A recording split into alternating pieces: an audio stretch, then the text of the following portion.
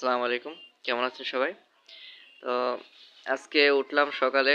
সকালে উঠে দেখি যে রোদ-টোদ কিছু নাই। মোটামুটি এখন ১২টা বাজে। তারপরে কোনো রোদের কোনো খোঁজ নাই। আজকে প্রচুর ঠান্ডা। তো এত ঠান্ডার ভেতরে গোসল করাও টাফ হয়ে যাচ্ছে এমন অবস্থা। তো দেখি আম্মু কি রান্না করতেছে এই ঠান্ডার ভিতরে। একটু দেখে আসি চলেন। কি রান্না করতেছে? কি রান্না করতেছো?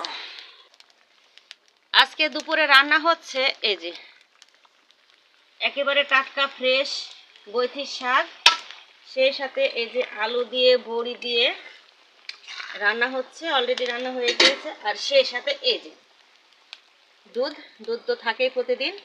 এগুলো আজকে দুপুরের আমাদের রান্নাই ছিল।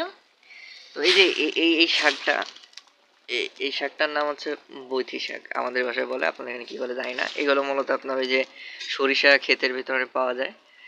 আর এগুলো হচ্ছে শাকের ভিতরে যখন আপনি যে কুমড়ো বড়ির কথা বলছিলাম, ওই কুমড়ো বড়ি হচ্ছে ভাইজে এর ভিতরে দেওয়া যায়, তারপরে রান্না করা যায়, অনেক মজা।